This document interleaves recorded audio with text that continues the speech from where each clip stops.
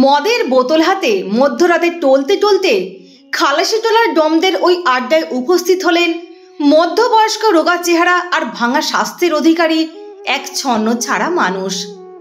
এসে দাঁড়াতেই মদের নেশায় আসক্ত আড্ডায় উপস্থিত ডমের দল নেশা জড়ানো কণ্ঠে একসাথে চিৎকার দিয়ে উঠল, গুরু এসেছে, গুরু এসেছে, গুরু এসেছে। মাথা ভর্তি এলোমেলো চুল, রংচটা মোটা ফ্রেমের কালো চশমার ভেতরে থাকা খাদে পড়ে যাওয়া চোখ দুটো কেমন উজ্জ্বলতা ছড়িয়ে দিল মুহূর্তে। দুঃখমাখা এক মলিন হাসি দিয়ে মানুষটি বললেন, কেমন আছিস রে সব? মানুষটির নাম ঋত্বিক কুমার ঘটক। কারো কাছে ঋত্বিক ঘটক, আবার কারো কাছে ভবা। সেই কলেজ স্ট্রিটের প্যারাডাইস ক্যাফের আড্ডায় মধ্যমণি ভবা। তর্ক বিতর্কে চোখ লাল করে টেবিল চাপড়ে যুক্তিতে অটল থাকার একরোখা ভবা। গণনাট্য নামক নাটকের দল থেকে নিজেকে গুটিয়ে নিয়ে সিনেমার পথে পা বাড়ানোর শুরু এই প্যারাডাইস ক্যাফে থেকেই। প্যারাডাইস ক্যাফেতে পানুপাল, কালী ব্যানার্জি, সলিল চৌধুরী, হৃষিকেশ মুখার্জি, মৃণাল সেন ও ঋত্বিক ঘটক প্রভৃতির আড্ডা তখন বিখ্যাত ছিল। ঋত্বিক ঘটক 1951 সালে তৈরি করেন জীবনের প্রথম চলচ্চিত্র নাগরিক। নানান জটিলতার ফাঁদে আটকে আর মুক্তি দিতে পারেননি চলচ্চিত্রটি। চলচ্চিত্রের প্রসঙ্গে ঋত্বিক ঘটক প্রায় একটি কথা বলতেন, আমি সিনেমার প্রেমে পড়িনি, ওটাকে মানুষের কাছে পৌঁছানোর একটি মাধ্যম হিসেবে ব্যবহার করছি। কাল যদি সিনেমার থেকে ভালো কোনো মাধ্যম আমি পাই, তবে সিনেমাকে লাথি মেরে আমি চলে যাব। না, বেঁচে থাকতে সিনেমার চেয়ে ভালো কোনো মাধ্যম তিনি পাননি মানুষের কাছে পৌঁছানোর। তার জীবনের শেষ নিঃশ্বাস অবধি সিনেমাকে আঁকড়ে বেঁচেছিলেন। তার তৈরি চলচ্চিত্রে সবসময় উঠে এসেছে দেশভাগ, উদ্বাস্তু কলোনি, মানুষের জীবনযাত্রা এবং তাদের শেকড় ছেঁড়া যন্ত্রণার কাতর আর্তনাদের করুণ দৃশ্য। ঋত্বিক ঘটকের তৈরি চলচ্চিত্রগুলোর ধারাকে 70-এর দশকের প্রজন্ম অনেকে ধরতে পারেননি। অনেকে সমালোচনা করেছেন, ব্যঙ্গ বিদ্রুপ করেছেন। জনৈক এক প্রযোজক বিদ্রুপ করে বলেছিলেন, তুমি তো উদ্বাস্তু আর কলোনি ছেড়ে বেরোতেই পারছো না ভাই।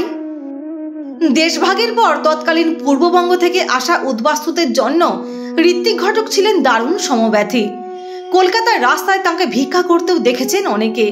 তাই তো তাঁর কথায় কাজে প্রতিটি পদক্ষেপে উঠে এসেছে কলকাতার শহরতলির উদ্বাস্তু মানুষগুলোর কথা। দেশভাগটা তিনি কখনোই মেনে নিতে পারেননি। কখনো যদি কেউ বলতো, আপনি তো ওপার বাংলার লোক, তাই না? তখন ঋত্বিক ঘটক খেপে গিয়ে বলতেন, বাংলার আবার এপার ওপার আছে নাকি মশাই? তার প্রথম নাটক ছিল দলিল। দেশভাগের সময় তিনি যে প্রচণ্ড আঘাত পেয়েছিলেন, এই নাটকে তা ভালোভাবেই ফুটে উঠেছে।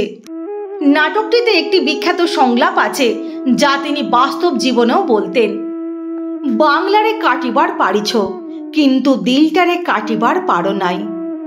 ব্যক্তি জীবনে কখনো কখনো দীর্ঘ নিঃশ্বাস ছেড়ে অন্যমনস্ক হয়ে বলতেন, আমিও কেমন রিফিউজি হয়ে গেলাম, দেশ ছাড়া এক রিফিউজি।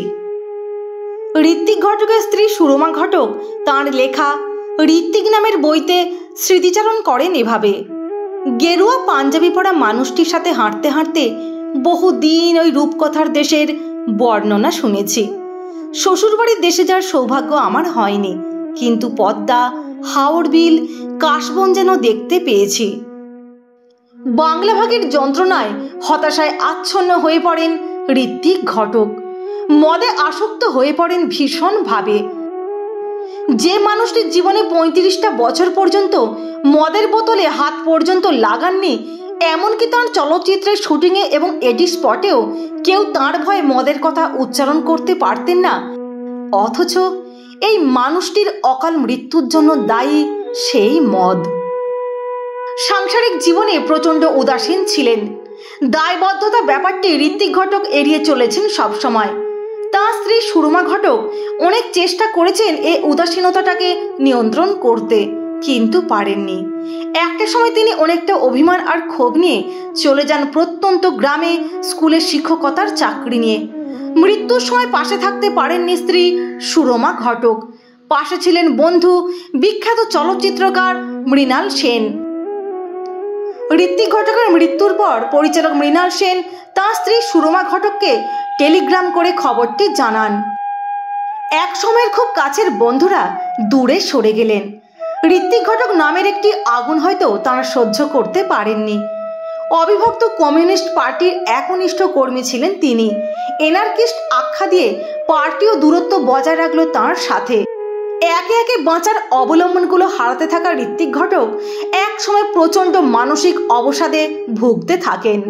1969 সালে তাকে ভর্তি হতে হয় মানসিক রোগ নিরাময় কেন্দ্রে। সুস্থ হয়ে নতুন করে লড়াই শুরু করেন, কিন্তু বিধাতা তার বেশি সময় দেননি। 1976 সালের 16 ফেব্রুয়ারি মৃত্যুবরণ করেন এই কিংবদন্তি।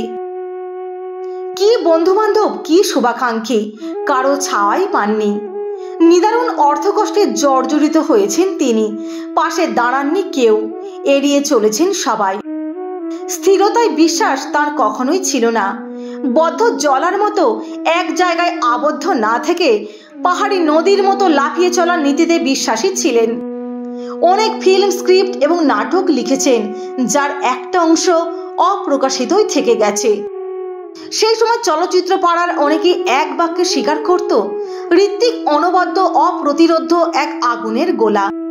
কিন্তু কেউ তো এগিয়ে এলেন না ঝোড়ো হাওয়া থেকে ঋত্বিককে বাঁচাতে, কালের গহরে হারিয়ে যাওয়া থেকে রুখতে। একটি প্রশ্ন তো থেকেই যায়, কারো একটু ছায়া পেলে আর কয়েক বছর কি বাঁচতেন ঋত্বিক ঘটক?